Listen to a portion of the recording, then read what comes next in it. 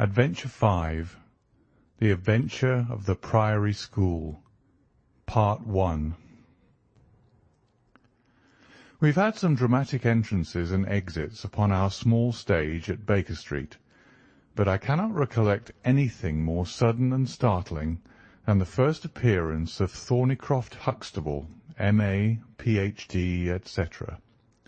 His card, which seemed too small to carry the weight of his academic distinctions, preceded him by a few seconds, and then he entered himself, so large, so pompous, and so dignified that he was the very embodiment of self-possession and solidity.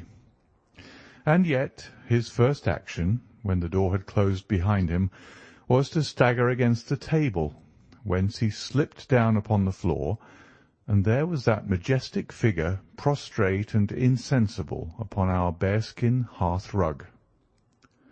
We had sprung to our feet, and for a few moments we stared in silent amazement at this ponderous piece of wreckage, which told of some sudden and fatal storm far out on the ocean of life. Then Holmes hurried with a cushion for his head, and I with brandy for his lips. The heavy white face was seamed with lines of trouble. The hanging pouches under the closed eyes were leaden in colour. The loose mouth drooped dolorously at the corners. The rolling chins were unshaven. Collar and shirt bore the grime of a long journey, and the hair bristled unkempt from the well-shaped head. It was a sorely stricken man who lay before us. "What is it, Watson?" asked Holmes. "Absolute exhaustion, possibly mere hunger and fatigue," said I, with my finger on the thready pulse, where the stream of life trickled thin and small. "Return ticket from Mackleton in the north of England," said Holmes, drawing it from the watch pocket. "It is not 12 o'clock yet. He has certainly been an early starter." The puckered eyelids had begun to quiver, and now a pair of vacant grey eyes looked up at us. An instant later the man had scrambled on to his feet, his face crimson with shame. "Forgive this weakness, Mr. Holmes. I have been a little overwrought. Thank you. If I might have a glass of milk and a biscuit, I have no doubt that I should be better. I came personally, Mr. Holmes, in order to ensure that you would return with me. I feared that no telegram would convince you of the absolute urgency of the case." "When you are quite restored—" "I am quite well again. I cannot imagine how I came to be so weak. I wish you, Mr. Holmes, to come to Mackleton with me by the next train." My friend shook his head. "My colleague, Dr. Watson, could tell you that we are very busy at present. I am retained in this case of the Ferrers documents, and the Abergavenny murder is coming up for trial. Only a very important issue could call me from London at present." "Important?" Our visitor threw up his hands. "Have you heard nothing of the abduction of the only son of the Duke of Holdernesse?" "What, the late Cabinet Minister?" "Exactly. We had tried to keep it out of the papers, but there was some rumour in the Globe last night. I thought it might have reached your ears." Holmes shot out his long, thin arm and picked out volume H in his encyclopaedia of reference. "Holdernesse, 6th Duke, K.G., P.C. Half the alphabet. Baron Beverley, Earl of Carston. Dear me, what a list! Lord Lieutenant of Hallamshire since 1900. Married Edith, daughter of Sir Charles Appledore, 1888. Heir and only child, Lord Saltire. Owns about 250,000 acres. Minerals in Lancashire and Wales. Address, Carlton House Terrace, Holdernesse Hall, Hallamshire. Carston Castle, Bangor, Wales. Lord of the Admiralty, 1872. Chief Secretary of State for...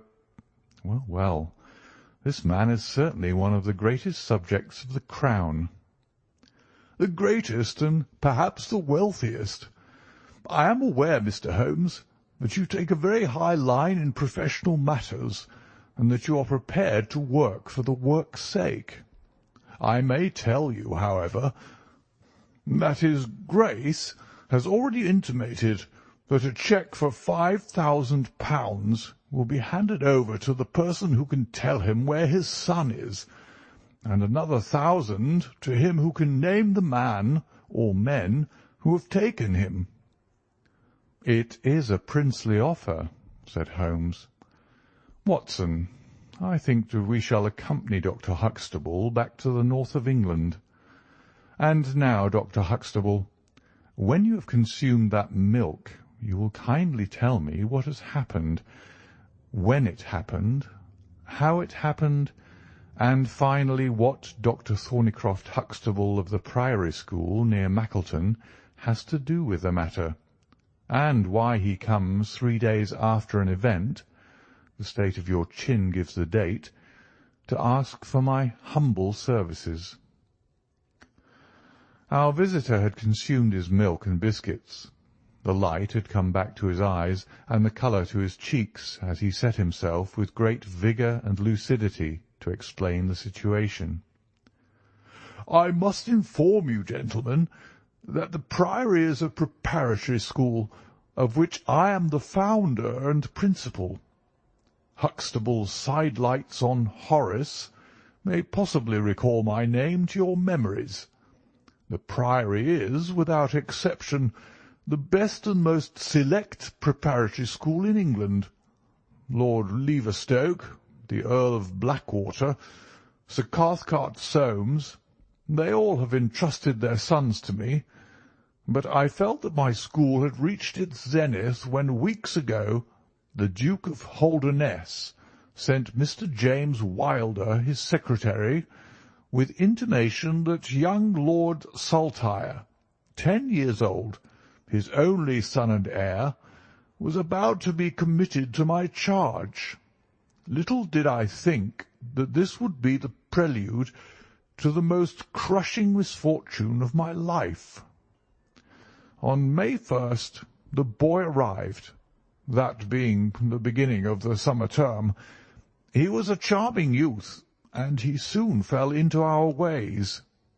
I may tell you, I trust that I am not indiscreet, but half-confidence are absurd in such a case, that he was not entirely happy at home. It is an open secret that the Duke's married life had not been a peaceful one, and the matter had ended in a separation by mutual consent, the Duchess taking up her residence in the south of France. This had occurred very shortly before, and the boy's sympathies are known to have been strongly with his mother. He moped after her departure from Holdernesse Hall, and it was for this reason that the Duke desired to send him to my establishment. In a fortnight the boy was quite at home with us, and was apparently absolutely happy. He was last seen on the night of May 13th, that is, the night of last Monday. His room was on the second floor, and was approached through another large room in which 2 boys were sleeping. These boys saw and heard nothing, so that it is certain that young Saltaire did not pass out that way. His window was open, and there is a stout ivy plant leading to the ground.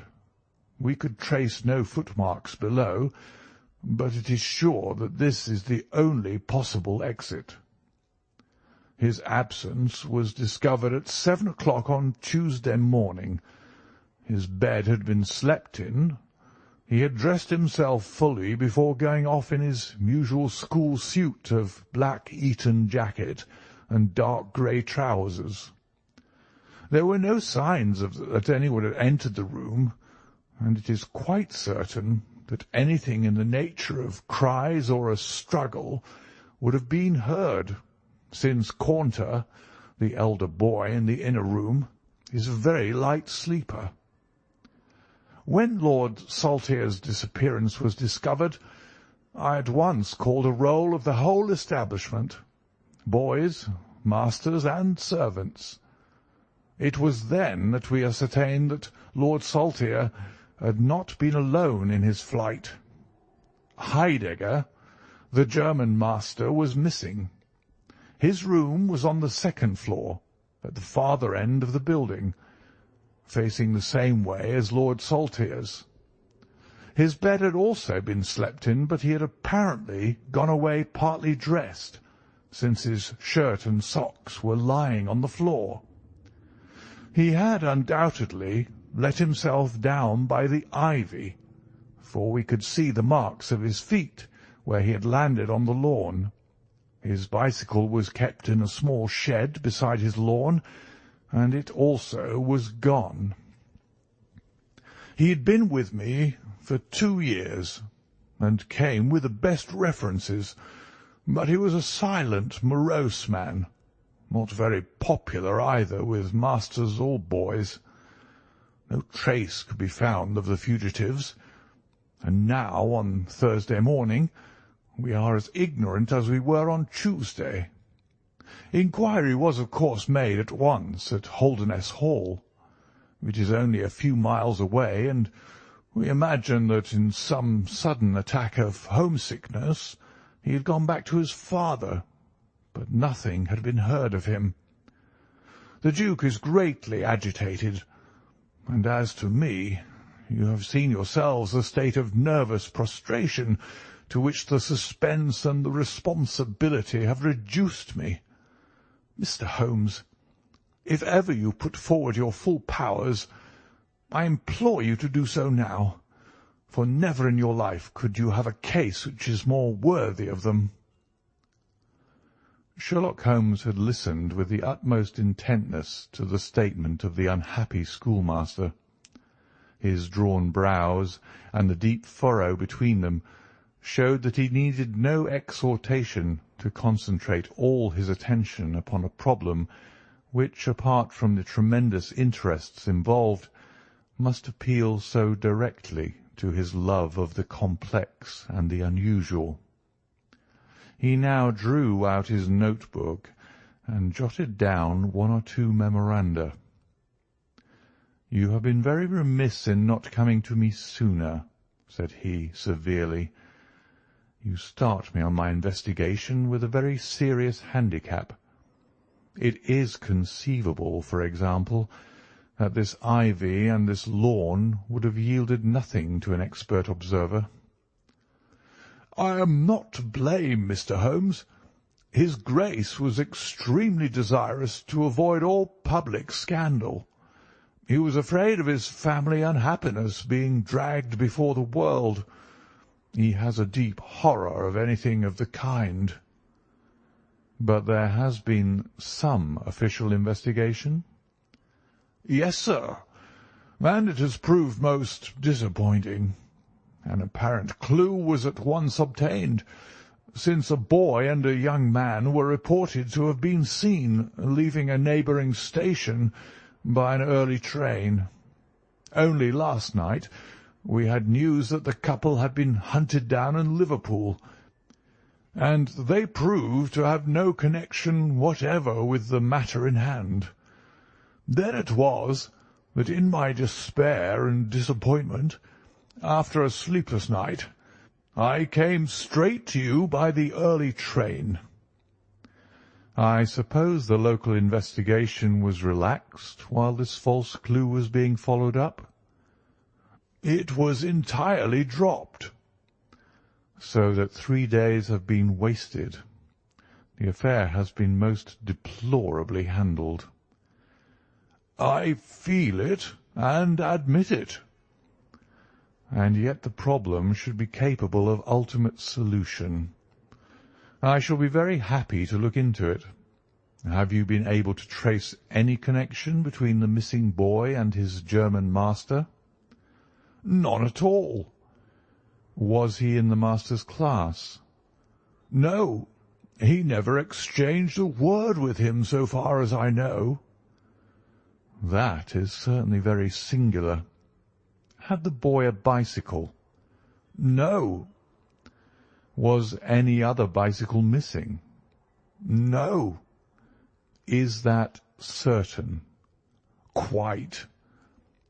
Well now, you do not mean to seriously suggest that this German rode off upon a bicycle in the dead of the night, bearing the boy in his arms? Certainly not. Then what is the theory in your mind? The bicycle may have been a blind. It may have been hidden somewhere and the pair gone off on foot. Quite so. But it seems rather an absurd blind, does it not? Were there other bicycles in this shed? Several. Would he not have hidden a couple had he desired to give the idea that they had gone off upon them? I suppose he would. Of course he would. The blind theory won't do. But the incident is an admirable starting point for an investigation. After all, a bicycle is not an easy thing to conceal or to destroy. One other question. Did anyone call to see the boy on the day before he disappeared? No. Did he get any letters? Yes, one letter. From whom? From his father. Do you open the boy's letters? No. How do you know it was from the father? The coat of arms was on the envelope, and it was addressed in the Duke's peculiarly stiff hand. Besides, the Duke remembers having written. When had he a letter before that? Not for several days. Had he ever one from France? No, never. You see the point of my questions, of course. Either the boy was carried off by force, or he went of his own free will. In the latter case, you would expect that some prompting from outside would be needed to make so young a lad do such a thing. If he has had no visitors, that prompting must have come in letters. Hence I try to find out who were his correspondents. I fear I cannot help you much. His only correspondent, so far as I know, was his own father. Who wrote to him on the very day of his disappearance. Were the relations between father and son very friendly? His Grace is never very friendly with anyone. He is completely immersed in large public questions, and is rather inaccessible to all ordinary emotions. But he was always kind to the boy in his own way. But the sympathies of the latter were with the mother. Yes. Did he say so? No. The Duke, then? Good heaven, no. Then how could you know? I have had some confidential talks with Mr. James Wilder, his Grace's secretary. It was he who gave me the information about Lord Saltire's feelings. I see. By the way, that last letter of the Duke's, was it found in the boy's room after he was gone?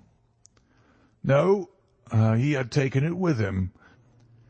I think, Mr. Holmes, it is time that we were leaving for Euston.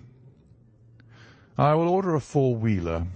In a quarter of an hour we shall be at your service. If you are telegraphing home, Mr. Huxtable, it would be well to allow the people in your neighbourhood to imagine that the inquiry is still going on in Liverpool or wherever else that red herring led your pack.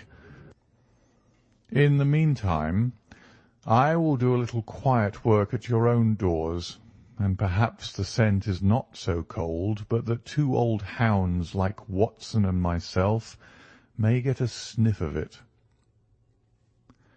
That evening found us in the cold, bracing atmosphere of the Peak Country, in which Dr. Huxtable's famous school is situated. It was already dark when we reached it. A card was lying on the hall table, and the butler whispered something to his master, who turned to us with agitation in every heavy feature. "The Duke is here," said he. "The Duke and Mr. Wilder are in the study. Come, gentlemen, and I will introduce you." I was, of course, familiar with the pictures of the famous statesman, but the man himself was very different from his representation. He was a tall and stately person, scrupulously dressed, with a drawn, thin face, and a nose which was grotesquely curved and long. His complexion was of a dead pallor, which was more startling by contrast with a long, dwindling beard of vivid red, which flowed down over his white waistcoat, with his watch-chain gleaming through its fringe. Such was the stately presence who looked stonily at us from the centre of Dr. Huxtable's hearth-rug. Beside him stood a very young man, whom I understood to be Wilder, the private secretary. He was small, nervous, alert, with intelligent light blue eyes and mobile features. It was he who at once, in an incisive and positive tone, opened the conversation. "I called this morning, Dr. Huxtable, too late to prevent you from starting to London. I learned that your object was to invite Mr. Sherlock Holmes to undertake the conduct of this case. His Grace is surprised, Dr. Huxtable, that you should have taken such a step without consulting him." "When I learned that the police had failed—" "His Grace is by no means convinced that the police have failed." "But surely Mr. Wilder—" "You are well aware, Dr. Huxtable, that his Grace is particularly anxious to avoid all public scandal. He prefers to take as few people as possible into his confidence." "The matter can be easily remedied," said the browbeaten doctor. "Mr. Sherlock Holmes can return to London by the morning train." "Hardly that, Doctor, hardly that," said Holmes in his blandest voice. "This northern air is invigorating and pleasant. So I propose to spend a few days upon your moors, and to occupy my mind as best I may. Whether I have the shelter of your roof or the village inn is, of course, for you to decide." I could see that the unfortunate doctor was in the last stage of indecision, from which he was rescued by the deep, sonorous voice of the red-bearded duke, which boomed out like a dinner gong. "I agree with Mr. Wilder, Dr. Huxtable, that you have done wisely to consult me. But since Mr. Holmes has already been taken into your confidence, it would indeed be absurd that we should not avail ourselves of his services. Far from going to the inn, Mr. Holmes, I should be pleased if you would come and stay with me at Holderness Hall." "I thank your Grace. For the purposes of my investigation, I think that it would be wiser for me to remain at the scene of the mystery." "Just as you like, Mr. Holmes. Any information which Mr. Wilder or I can give you is, of course, at your disposal." "It will probably be necessary for me to see you at the Hall," said Holmes. "I would only ask you now, sir, whether you have formed any explanation in your own mind as to the mysterious disappearance of your son." "No, sir, I have not." "Excuse me if I allude to that which is painful to you, but I have no alternative. Do you think that the Duchess had anything to do with the matter?" The great minister showed perceptible hesitation. "I do not think so," he said at last. The other most obvious explanation is that the child has been kidnapped for the purpose of levying ransom. You have not had any demand of the sort." "No, sir." "One more question, Your Grace. I understand that you wrote to your son upon the day when this incident occurred." "No, I wrote upon the day before." "Exactly. But he received it on that day." "Yes." "Was there anything in your letter which might have unbalanced him or induced him to take such a step?" "No, sir, certainly not." "Did you post that letter yourself?" The nobleman's reply was interrupted by his secretary, who broke in with some heat. "His Grace is not in the habit of posting letters himself," said he. "This letter was laid with others upon the study table, and I myself put them in the post-bag." "You are sure this one was among them?" "Yes, I observed it." "How many letters did your Grace write that day?" 20 or 30. I have a large correspondence, but surely this is somewhat irrelevant." "Not entirely," said Holmes. "For my own part," the Duke continued, "I have advised the police to turn their attention to the south of France. I have already said that I do not believe that the Duchess would encourage so monstrous an action, but the lad had the most wrong-headed opinions, and it is possible that he may have fled to her, aided and abetted by this German. I think, Dr. Huxtable, that we will now return to the hall." I could see that there were other questions which Holmes would have wished to put, but the nobleman's abrupt manner showed that the interview was at an end. It was evident that to his intensely aristocratic nature this discussion of his intimate family affairs with a stranger was most abhorrent, and that he feared lest every fresh question would throw a fiercer light into the discreetly shadowed corners of his ducal history. When the nobleman and his secretary had left, my friend flung himself at once, with characteristic eagerness, into the investigation. The boy's chamber was carefully examined, and yielded nothing save the absolute conviction that it was only through the window that he could have escaped. The German master's room and effects gave no further clue. In his case a trailer of ivy had given way under his weight, and we saw by the light of a lantern the mark on the lawn where his heels had come down. That one dint in the short green grass was the only material witness left of this inexplicable nocturnal flight. Sherlock Holmes left the house alone, and only returned after 11. He had obtained a large ordnance map of the neighbourhood, and this he brought into my room, where he laid it out on the bed, and, having balanced the lamp in the middle of it, he began to smoke over it, and occasionally to point out objects of interest with the reeking amber of his pipe. Holmes' map of the neighbourhood of the school. "This case grows upon me, Watson," said he. "There are decidedly some points of interest in connection with it. In this early stage, I want you to realize those geographical features which may have a good deal to do with our investigation. Look at this map. This dark square is the Priory School. I'll put a pin in it. Now, this line is the main road.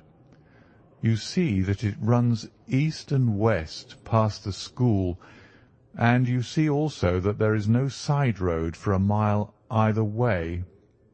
If these two folk passed away by road, it was this road." "Exactly." "By a singular and happy chance, we are able to some extent to check what passed along this road during the night in question. At this point, where my pipe is now resting, a county constable was on duty from 12 to 6. It is, as you perceive, the first crossroad on the east side. This man declares that he was not absent from his post for an instant, and he is positive that neither boy nor man could have gone that way unseen. I have spoken with this policeman to-night, and he appears to me to be a perfectly reliable person. That blocks this end. We have now to deal with the other. There is an inn here, the Red Bull, the landlady of which was ill. She had sent to Mackleton for a doctor, but he did not arrive until morning, being absent at another case. The people at the inn were alert all night, awaiting his coming, and one or other of them seems to have continually had an eye upon the road. They declare that no one passed. If their evidence is good, then we are fortunate enough to be able to block the west, and also to be able to say that the fugitives did not use the road at all. "But the bicycle," I objected. "Quite so. We will come to the bicycle presently. To continue our reasoning, if these people did not go by the road, they must have traversed the country to the north of the house or to the south of the house. That is certain. Let us weigh the one against the other. On the south of the house is, as you perceive, a large district of arable land, cut up into small fields with stone walls between them. There I admit that a bicycle is impossible. We can dismiss the idea. We turn to the country on the north. Here there lies a grove of trees marked as the Ragged Shore, and on the farther side stretches a great rolling moor, Lower Gill Moor, extending for 10 miles and sloping gradually upward. Here, at one side of this wilderness, is Holderness Hall, 10 miles by road, but only 6 across the moor. It is a peculiarly desolate plain. A few more farmers have small holdings where they rear sheep and cattle. Except these, the plover and the curlew are the only inhabitants until you come to the Chesterfield high road. There is a church there, you see, a few cottages and an inn. Beyond that the hills become precipitous. Surely it is here to the north that our quest must lie. "But the bicycle," I persisted. "Well, well," said Holmes impatiently. "A good cyclist does not need a high road. The moor is intersected with paths, and the moon was at the full. Hallo, what's this?" There was an agitated knock at the door, and an instant afterwards Dr. Huxtable was in the room. In his hand he held a blue cricket cap with a white chevron on the peak. "At last we have a clue," he cried. "Thank Heaven! At last we are on the dear boy's track. It is his cap." "Where was it found?" "In the van of the gipsies who camped on the moor. They left on Tuesday. Today the police traced them down and examined their caravan. This was found." "How do they account for it?" "They shuffled and lied, said that they found it on the moor on Tuesday morning. They know where he is, the rascals, thank goodness. They're all safe under lock and key. Either the fear of the law or the Duke's purse will certainly get out of them all that they know." "So far so good," said Holmes, when the doctor had at last left the room. "It at least bears out the theory that it is on the side of the Lower Gill Moor that we must hope for results. The police have really done nothing locally, save the arrest of those gipsies. Look here, Watson. There's a watercourse across the moor. You see it marked here in the map. In some parts it widens into a morass. This is particularly so in the region between Holderness Hall and the school. It is vain to look elsewhere for tracks in this dry weather, but at that point there is certainly a chance of some record being left. I will call you early tomorrow morning, and you and I will try if we can throw some light upon the mystery. The day was just breaking when I woke to find the long, thin form of Holmes by my bedside. He was fully dressed, and had apparently already been out. "I have done the lawn and the bicycle shed," said he. "I have also had a rumble through the ragged shore. Now, Watson, there is cocoa ready in the next room. I must beg you to hurry, for we have a great day before us." His eyes shone, and his cheek was flushed with the exhilaration of the master workman who sees his work lie ready before him. A very different Holmes, this active, alert man, from the introspective and pallid dreamer of Baker Street. I felt, as I looked upon that supple figure, alive with nervous energy, that it was indeed a strenuous day that awaited us. And yet it opened in the blackest disappointment. With high hopes we struck across the peaty russet moor, intersected with 1,000 sheep paths, until we came to the broad light green belt which marked the morass between us and Holderness. Certainly if the lad had gone homeward, he must have passed this, and he could not pass it without leaving his traces. But no sign of him or the German could be seen. With a darkening face my friend strode along the margin, eagerly observant of every muddy stain upon the mossy surface.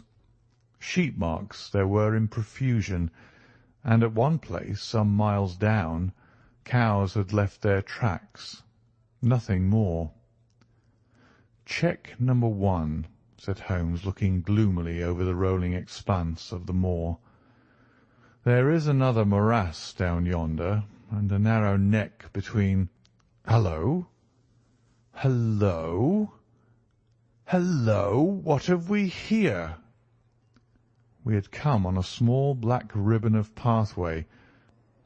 In the middle of it, clearly marked on the sodden soil, was the track of a bicycle.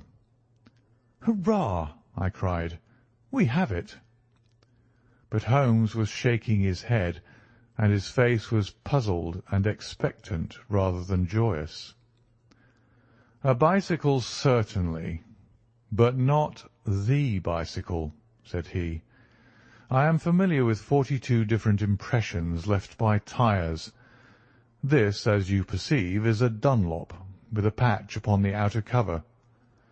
Heidegger's tyres were Palmer's, leaving longitudinal stripes. Aveling, the mathematical master, was sure upon the point. Therefore it is not Heidegger's track." "The boy's, then?" "Possibly, if we could prove a bicycle to have been in his possession. But this we have utterly failed to do. This track, as you perceive, was made by a rider who was going from the direction of the school." "Or towards it."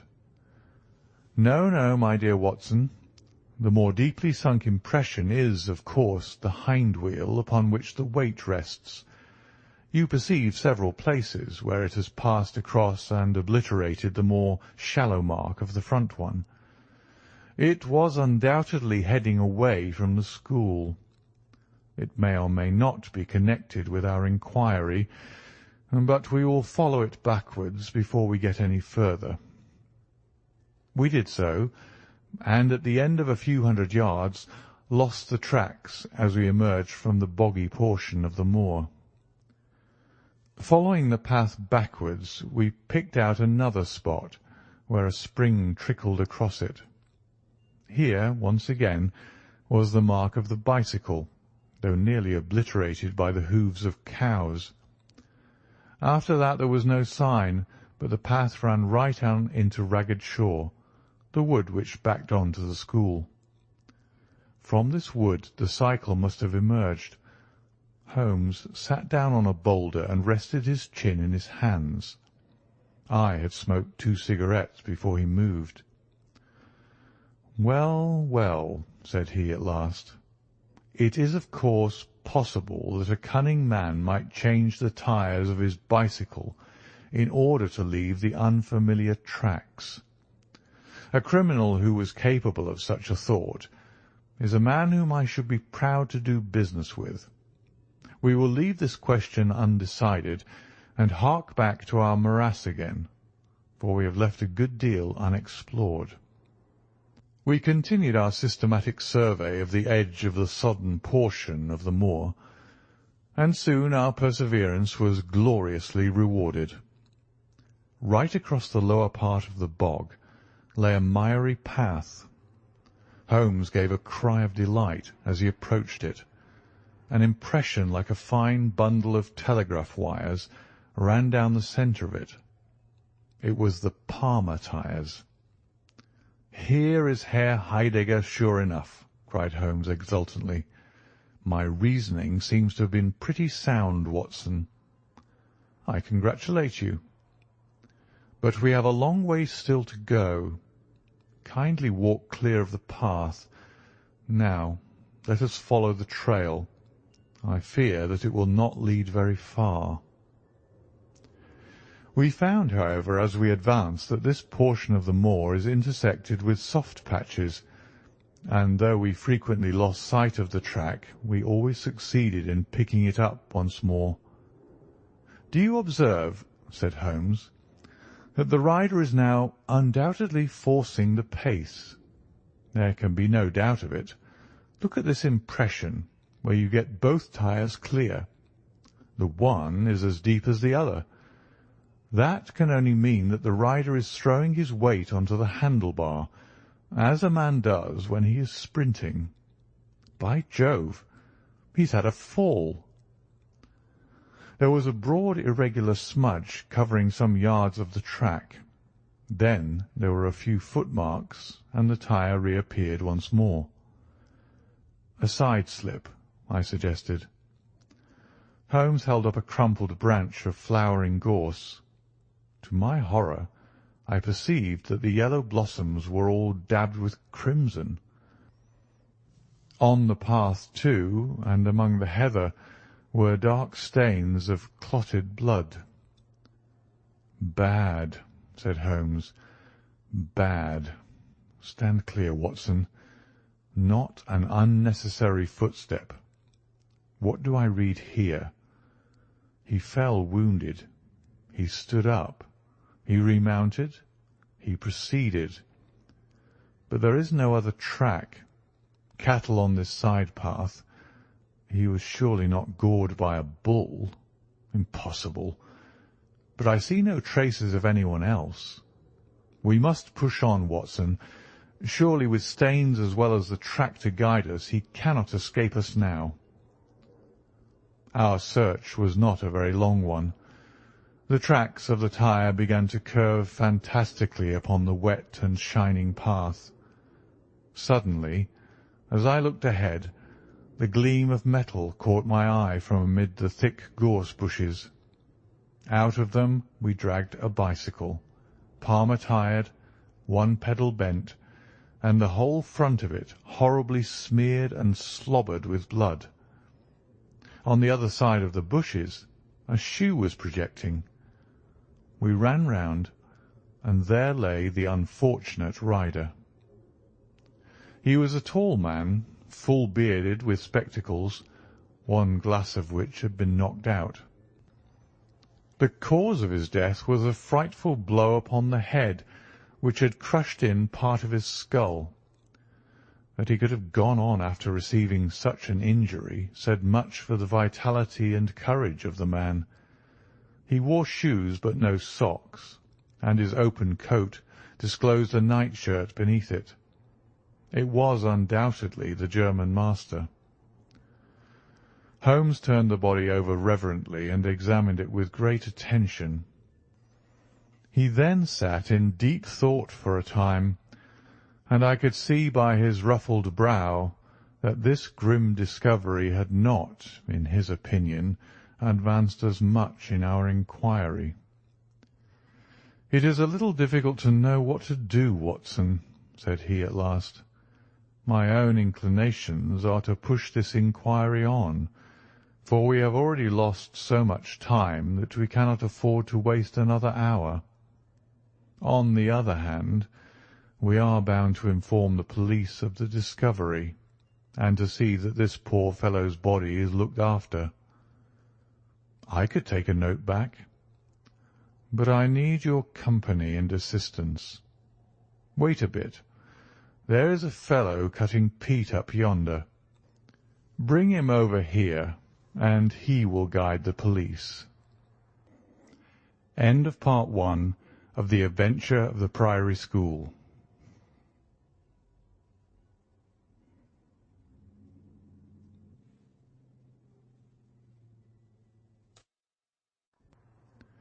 I brought the peasant across, and Holmes dispatched the frightened man with a note to Dr. Huxtable. "Now, Watson," said he, "we have picked up 2 clues this morning. One is the bicycle with the Palmer tyre, and we see what that has led to. The other is the bicycle with the patched Dunlop. Before we start to investigate that, let us try to realize what we do know so as to make the most of it, and to separate the essential from the accidental. First of all, I wish to impress upon you that the boy certainly left of his own free will. He got down from his window, and he went off either alone or with someone. That is sure." I assented. "Well now, let us turn to this unfortunate German master. The boy was fully dressed when he fled. Therefore, he foresaw what he would do. But the German went without his socks. He certainly acted on very short notice." "Undoubtedly." "Why did he go?" "Because from his bedroom window he saw the flight of the boy, because he wished to overtake him and bring him back. He seized his bicycle, pursued the lad, and in pursuing him met his death." "So it would seem." "Now I come to the critical part of my argument. The natural action of a man in pursuing a little boy would be to run after him. He would know that he could overtake him. But the German does not do so. He turns to his bicycle. I am told that he was an excellent cyclist. He would not do this if he did not see that the boy had some swift means of escape. The other bicycle. Let us continue our reconstruction. He meets his death 5 miles from the school. Not by a bullet, mark you, which even a lad might conceivably discharge, but by a savage blow dealt by a vigorous arm.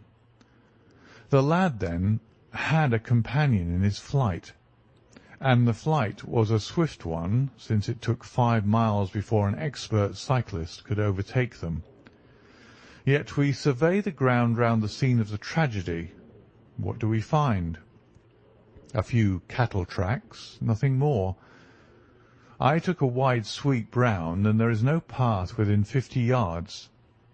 Another cyclist could have had nothing to do with the actual murder, nor were there any human footmarks. "Holmes," I cried, "this is impossible." "Admirable," he said. "A most illuminating remark. It is impossible as I state it, and therefore I must in some respect have stated it wrong. Yet you saw for yourself. Can you suggest any fallacy?" "He could not have fractured his skull in a fall." "In a morass, Watson?" "I am at my wit's end." "Tut, tut. We have solved some worse problems.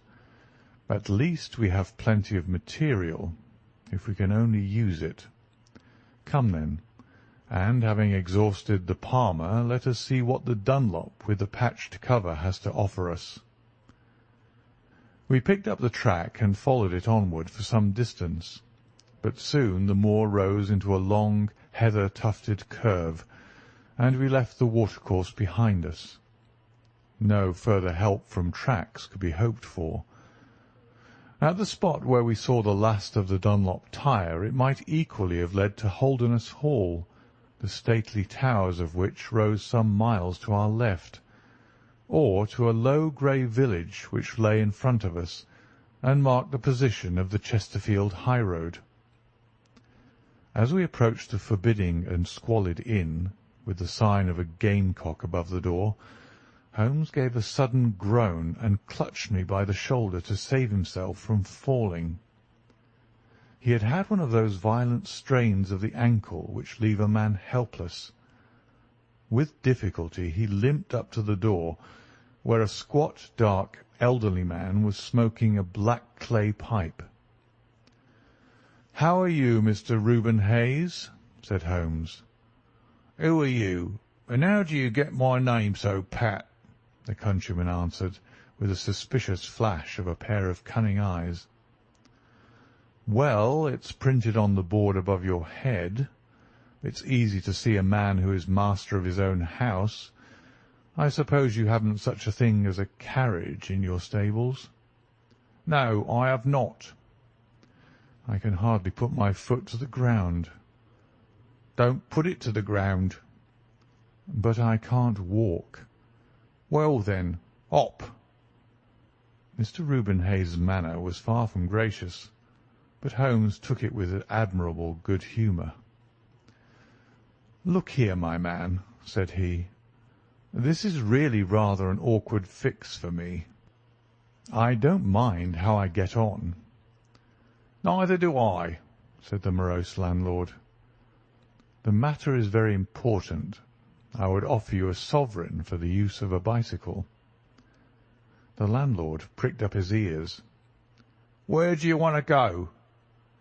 "To Holderness Hall." "Pals of the Duke, I suppose," said the landlord, surveying our mud-stained garments with ironical eyes. Holmes laughed good-naturedly. "He'll be glad to see us, anyhow." "Why?" "Because we bring him news of his lost son." The landlord gave a very visible start. "What, you're on his track?" "He has been heard of in Liverpool. They expect to get him every hour." Again a swift change passed over the heavy, unshaven face. His manner was suddenly genial. "I've less reason to wish the Duke well than most men," said he, "for I was head coachman once, and cruel bad he treated me. It was him that sacked me without character on the word of a lying corn chandler. But I'm glad to hear that the young lad was heard of in Liverpool, and I'll help you to take the news to the Hall." "Thank you," said Holmes. "We'll have some food first, then you can bring round the bicycle." "I haven't got a bicycle." Holmes held up a sovereign. "I tell you, man, that I haven't got one. I'll let you have 2 horses as far as the Hall." "Well, well," said Holmes, "we'll talk about it when we've had something to eat." When we were left alone in the stone-flagged kitchen, it was astonishing how rapidly that sprained ankle recovered. It was nearly nightfall, and we had eaten nothing since early morning, so that we spent some time over our meal. Holmes was lost in thought, and once or twice he walked over to the window and stared earnestly out. It opened onto a squalid courtyard. In the far corner was a smithy, where a grimy lad was at work. On the other side were the stables. Holmes had sat down again after one of those excursions when he suddenly sprang out of his chair with a loud exclamation. "By heaven, Watson, I believe that I've got it!" he cried. "Yes, yes, it must be so, Watson. Do you remember seeing any cow tracks to-day?" Yes, several. Where? Well, everywhere. They were at the morass, and again on the path, and again near where poor Heidegger met his death. Exactly. Well now, Watson, how many cows did you see on the moor? I don't remember seeing any. Strange, Watson, that we should see tracks all along our line, but never a cow on the whole moor. Very strange, Watson, eh? Yes, it is strange. Now, Watson, make an effort. Throw your mind back. Can you see those tracks upon the path? Yes, I can. Can you recall that the tracks were sometimes like that, Watson? He arranged a number of breadcrumbs in this fashion. And sometimes like this, and occasionally like this. Can you remember that? No, I cannot. But I can. I could swear to it. However, we will go back at our leisure and verify it. What a blind beetle I have been not to draw my conclusion. And what is your conclusion? Only that it is a remarkable cow which walks, canters, and gallops. By George, Watson, it was no brain of a country publican that thought out such a blind as that. The coast seems to be clear, save for that lad in the smithy. Let us slip out and see what we can see. There were two rough-haired, unkempt horses in the tumble-down stable. Holmes raised the hind leg of one of them and laughed aloud. Old shoes, but newly shod. Old shoes, but new nails. This case deserves to be a classic. Let us go across to the smithy. The lad continued his work without regarding us. I saw Holmes's eyes darting to right and left among the litter of iron and wood which was scattered above the floor.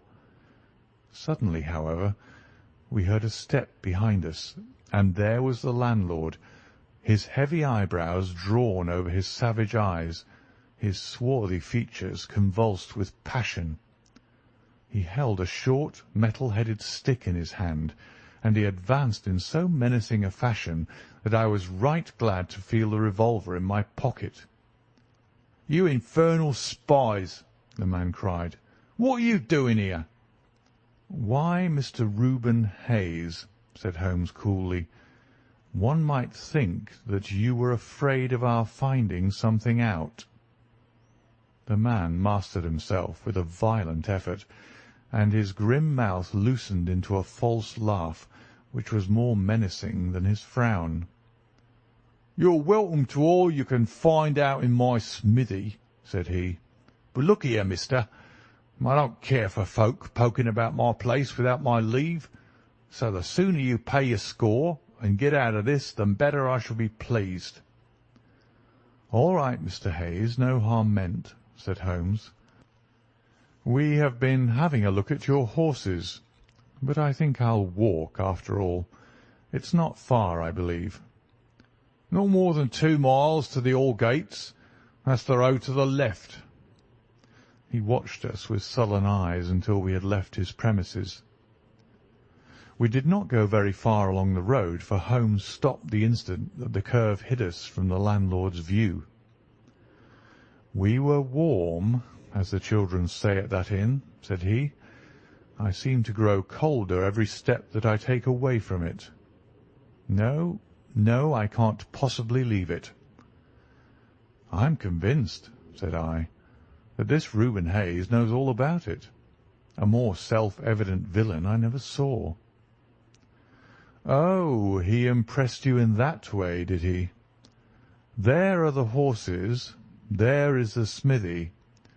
Yes, it is an interesting place, this Fighting Cock. I think we shall have another look at it in an unobtrusive way." A long sloping hillside, dotted with grey limestone boulders, stretched behind us. We had turned off the road, and were making our way up the hill when, looking in the direction of Holderness Hall, I saw a cyclist coming swiftly along. "Get down, Watson!" cried Holmes, with a heavy hand upon my shoulder. We had hardly sunk from view when the man flew past us on the road, amid a rolling cloud of dust. I caught a glimpse of a pale, agitated face, a face with horror in every lineament, the mouth open, the eyes staring wildly in front.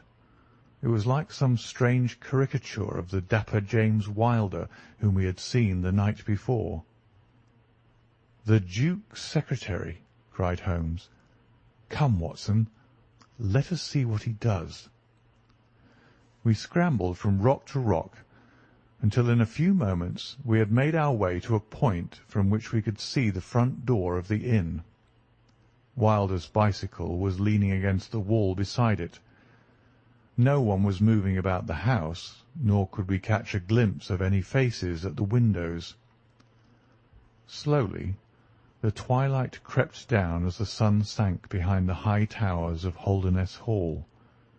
Then in the gloom we saw the two side lamps of a trap light up in the stable yard of the inn, and shortly afterwards heard the rattle of hoofs as it wheeled out into the road and tore off at a furious pace in the direction of Chesterfield. "What do you make of that, Watson?" Holmes whispered. "It looks like a flight. A single man in a dog-cart, so far as I could see. Well, it certainly was not Mr. James Wilder, for there he is at the door." A red square of light had sprung out of the darkness. In the middle of it was the black figure of the secretary, his head advanced, peering out into the night. It was evident that he was expecting someone. Then at last there were steps in the road. A second figure was visible for an instant against the light. The door shut, and all was black once more. 5 minutes later a lamp was lit in a room upon the first floor. "It seems to be a curious class of custom that is done by the Fighting Cock," said Holmes.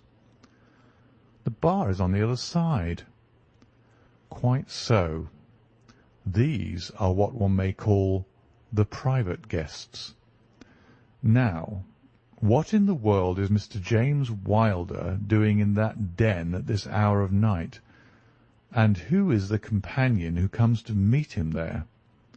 Come, Watson, we must really take a risk and try to investigate this a little more closely." Together we stole down to the road and crept across to the door of the inn. The bicycle still leaned against the wall. Holmes struck a match and held it to the back wheel, and I heard him chuckle as the light fell upon a patched Dunlop tyre. Up above us was the lighted window.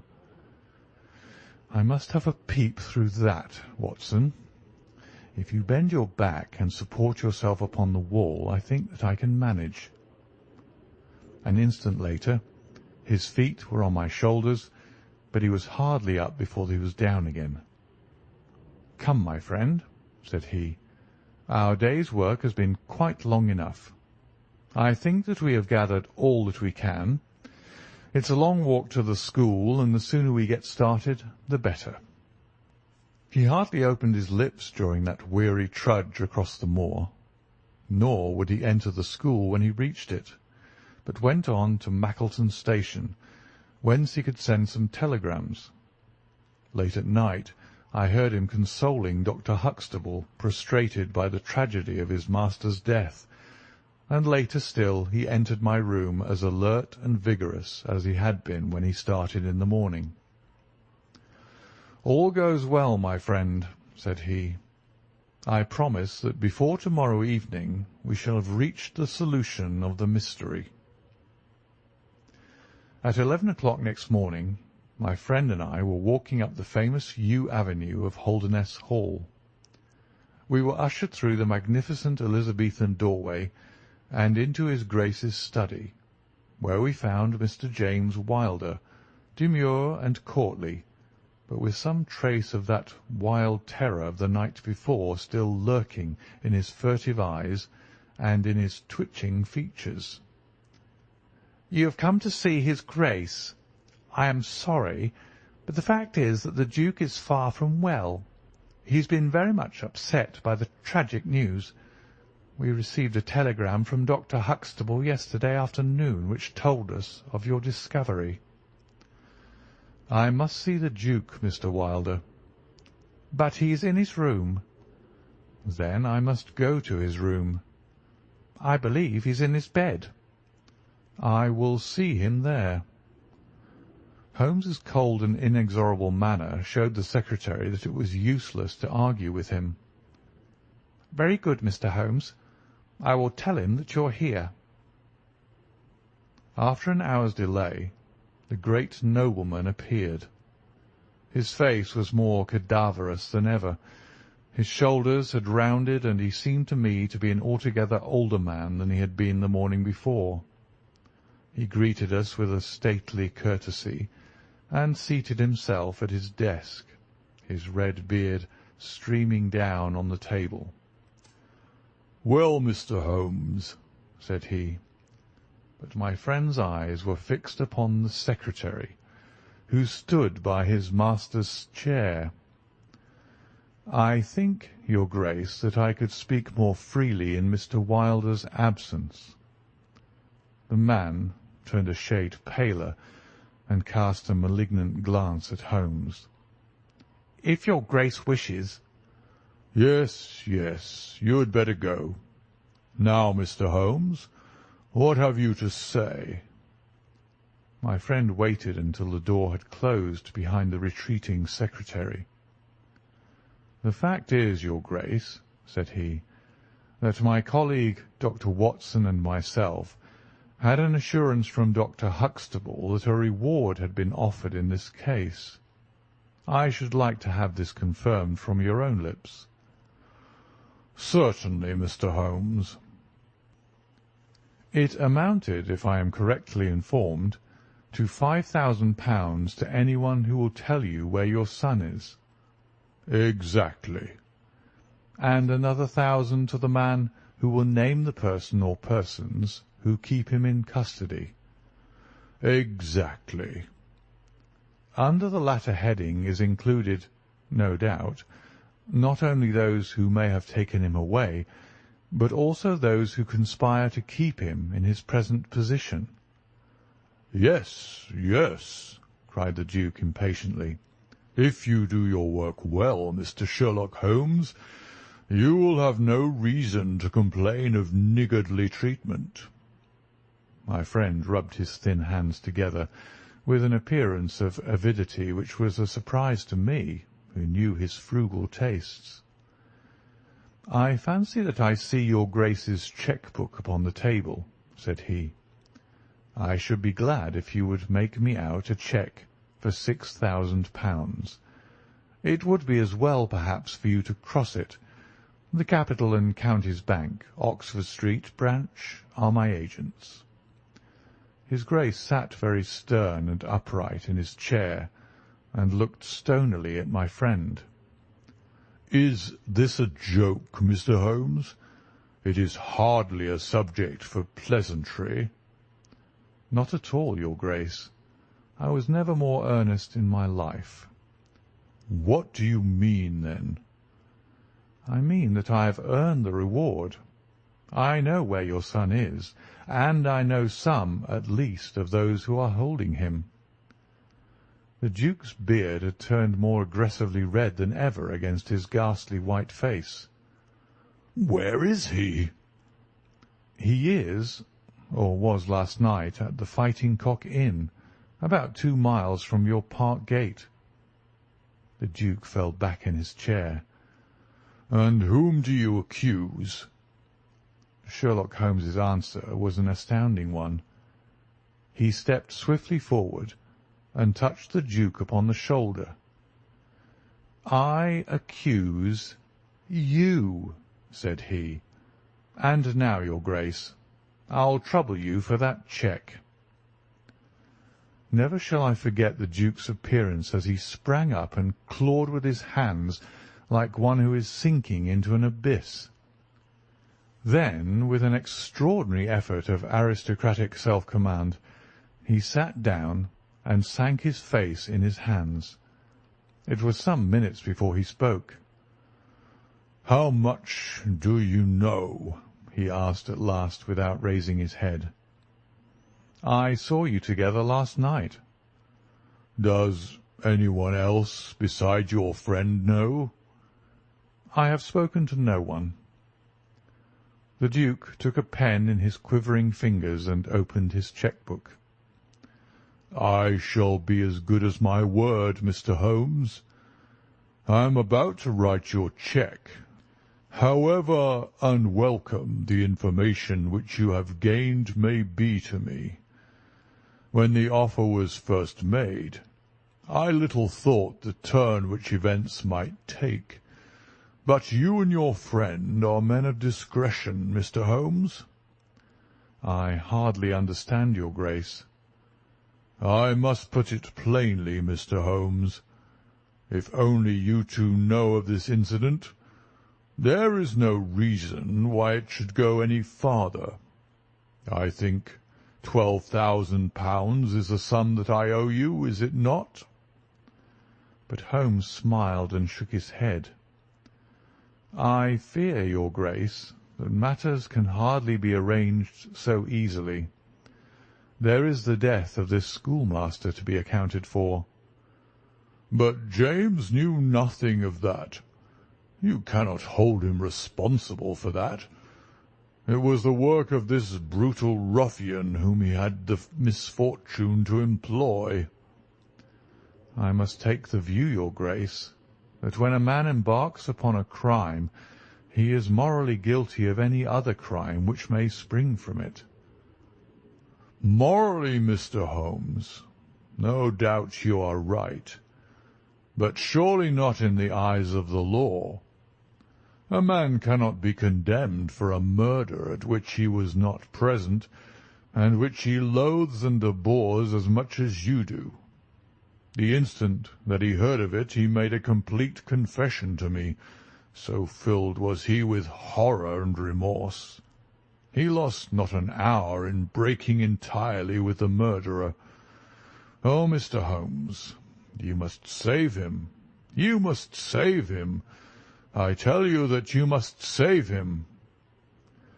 The Duke had dropped the last attempt at self-command and was pacing the room with a convulsed face and with his clenched hands raving in the air. At last he mastered himself and sat down once more at his desk. "I appreciate your conduct in coming here before you spoke to anyone else," said he. "At least we have to take counsel how far we can minimize this hideous scandal." "Exactly," said Holmes. "I think, your Grace, that this can only be done by absolute frankness between us. I am disposed to help your Grace to the best of my ability, but in order to do so, I must understand to the last detail how the matter stands. I realize that your words applied to Mr. James Wilder, and that he is not the murderer." "No, the murderer has escaped." Sherlock Holmes smiled demurely. "Your Grace can hardly have heard of any small reputation which I possess, or you would not imagine that it is so easy to escape me. Mr. Reuben Hayes was arrested at Chesterfield on my information at 11 o'clock last night. I had a telegram from the head of the local police before I left the school this morning." The Duke leaned back in his chair and stared with amazement at my friend. "You seem to have powers that are hardly human," said he. "So, Reuben Hayes is taken. I am right glad to hear it, if it will not react upon the fate of James." "Your secretary?" "No, sir. My son." It was Holmes's turn to look astonished. I confess that this is entirely new to me, your Grace. I must beg you to be more explicit.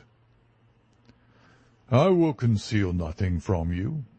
I agree with you that complete frankness, however painful it may be to me, is the best policy in this desperate situation to which James's folly and jealousy have reduced us.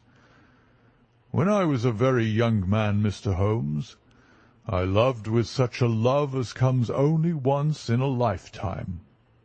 I offered the lady marriage, but she refused it on the grounds that such a match might mar my career.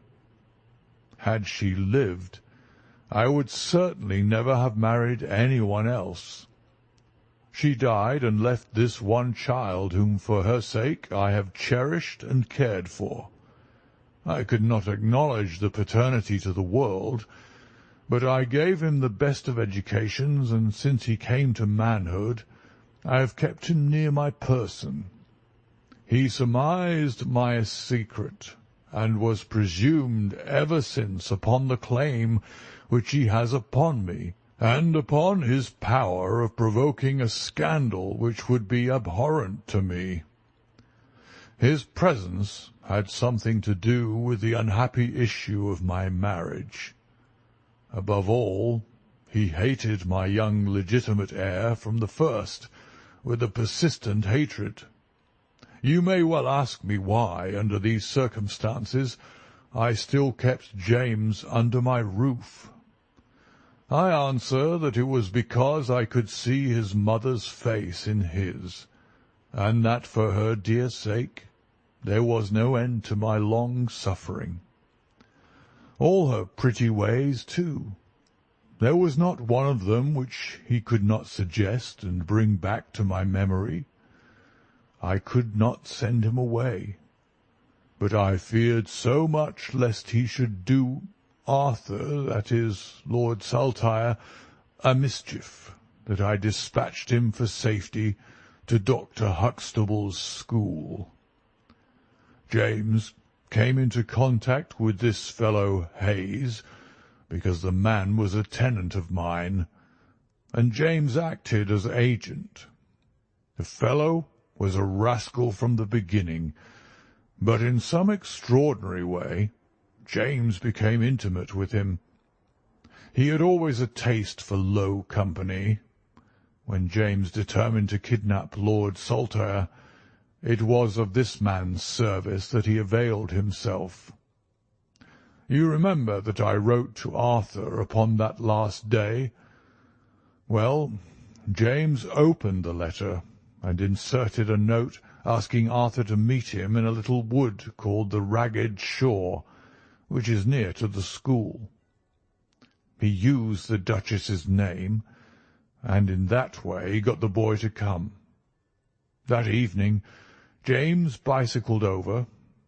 I am telling you what he has himself confessed to me, and he told Arthur, whom he met in the wood, that his mother longed to see him, that she was awaiting him on the moor, and that if he would come back into the wood at midnight, he would find a man with a horse who would take him to her. Poor Arthur fell into the trap. He came to the appointment, and found this fellow Hayes with a led pony. Arthur mounted, and they set off together. It appears, though, this James only heard yesterday, that they were pursued, that Hayes struck the pursuer with his stick, and that the man died of his injuries. Hayes brought Arthur to his public house, the Fighting Cock, where he was confined in an upper room under the care of Mrs. Hayes, who is a kindly woman, but entirely under the control of her brutal husband. Well, Mr. Holmes, that was the state of affairs when I first saw you 2 days ago. I had no more idea of the truth than you. You will ask me what was James's motive in doing such a deed.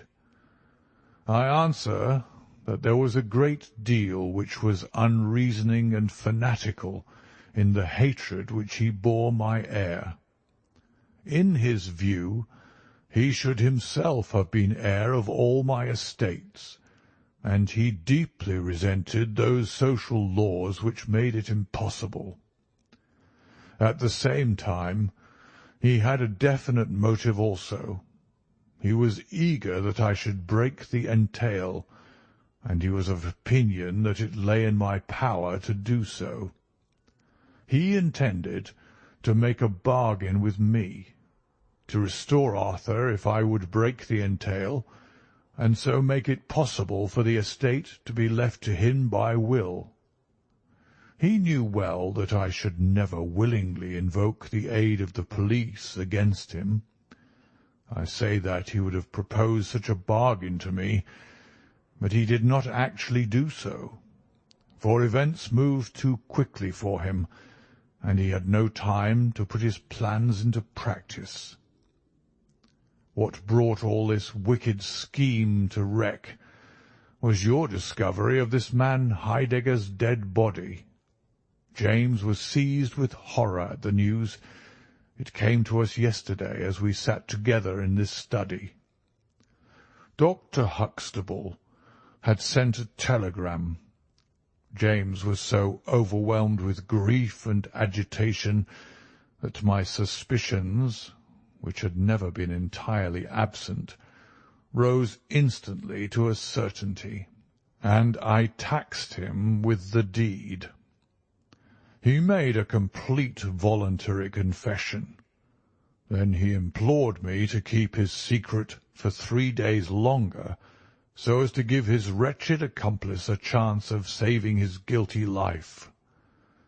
I yielded, as I have always yielded, to his prayers, and instantly James hurried off to the Fighting Cock to warn Hayes and give him the means of flight. I could not go there by daylight without provoking comment, but as soon as night fell I hurried off to see my dear Arthur. I found him safe and well, but horrified beyond expression by the dreadful deed he had witnessed. In deference to my promise, and much against my will, I consented to leave him there for 3 days, under the charge of Mrs. Hayes, since it was evident that it was impossible to inform the police where he was without telling them also who was the murderer, and I could not see how that murderer could be punished without ruin to my unfortunate James. You asked for frankness, Mr. Holmes, and I have taken you at your word, for I have now told you everything without an attempt at circumlocution or concealment. Do you in turn be as frank with me?" "I will," said Holmes. "In the first place, your Grace, I am bound to tell you that you have placed yourself in a most serious position in the eyes of the law. You have condoned a felony, and you have aided the escape of a murderer, for I cannot doubt that any money which was taken by James Wilder to aid his accomplice in his flight came from your Grace's purse." The Duke bowed his assent. "This is indeed a most serious matter. Even more culpable, in my opinion, your Grace, is your attitude towards your younger son. You leave him in this den for 3 days." "Under solemn promises." "What are promises to such people as these? You have no guarantee that he will not be spirited away again. To humour your guilty elder son, you have exposed your innocent younger son to imminent and unnecessary danger. It was a most unjustifiable action." The proud Lord of Holderness was not accustomed to be so rated in his own ducal hall. The blood flushed into his high forehead, but his conscience held him dumb. "I will help you, but on one condition only. It is that you ring for the footman and let me give such orders as I like." Without a word, the Duke pressed the electric bell. A servant entered. "You will be glad to hear," said Holmes, "that your young master is found. It is the Duke's desire that the carriage shall go at once to the Fighting Cock Inn to bring Lord Saltire home." "Now," said Holmes, when the rejoicing lackey had disappeared, "having secured the future, we can afford to be more lenient with the past. I am not in an official position, and there is no reason, so long as the ends of justice are served, why I should disclose all that I know. As to Hayes, I say nothing. The gallows awaits him, and I would do nothing to save him from it. What he will divulge I cannot tell, but I have no doubt that your Grace could make him understand that it is to his interest to be silent. From the police point of view, he will have kidnapped the boy for the purpose of ransom. If they do not themselves find it out, I see no reason why I should prompt them to take a broader point of view. I would warn your Grace, however, that the continued presence of Mr. James Wilder in your household can only lead to misfortune."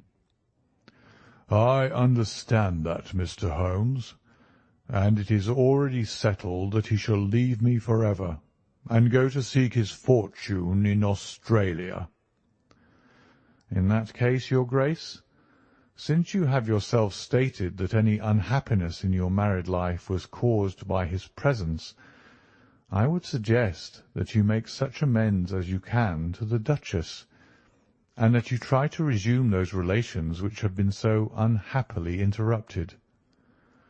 "That also I have arranged, Mr. Holmes. I wrote to the Duchess this morning." "In that case," said Holmes, rising, "I think that my friend and I can congratulate ourselves upon several most happy results from our little visit to the north. There is one other small point upon which I desire some light. This fellow Hayes had shod his horses with shoes which counterfeited the tracks of cows. Was it from Mr. Wilder that he learned so extraordinary a device?" The Duke stood in thought for a moment, with a look of intense surprise on his face. Then he opened a door and showed us into a large room furnished as a museum. He led the way to a glass case in a corner and pointed to the inscription. "These shoes," it ran, "were dug up in the moat of Holderness Hole. They are for the use of horses, but they are shaped below with a cloven foot of iron, so as to throw pursuers off the track. They are supposed to have belonged to some of the marauding barons of Holderness in the Middle Ages." Holmes opened the case, and moistening his finger, he passed it along the shoe. A thin film of recent mud was left upon his skin. "Thank you," said he, as he replaced the glass. "It is the second most interesting object that I have seen in the north." "And the first?" Holmes folded up his cheque and placed it carefully in his notebook. "I am a poor man," said he, as he patted it affectionately and thrust it into the depths of his inner pocket. End of the adventure of the Priory School.